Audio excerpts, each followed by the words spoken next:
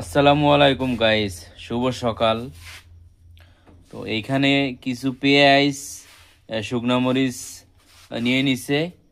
তার পাশাপাশি এখানে মসুরির ডাল ভর্তা বানাবে। এই যে দেখেন, এগুলো রেডি করে নিছে। এখন লবণটা দিয়ে দিছে, লবণটা দিয়ে হালকা কিছু এখন এই যে ডালটাকে দিয়ে দিচ্ছে।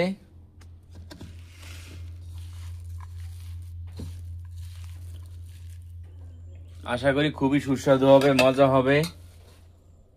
আপনাদের সবাই দাওয়াত, চলে আসুন ভোলা জেলায়।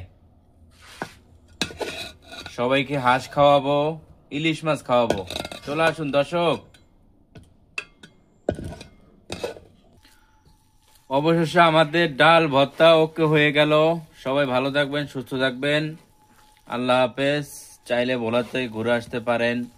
প্রাকৃতিক সৌন্দর্য আছে ভোলাতে, অনেক কিছু দেখার মতন আছে।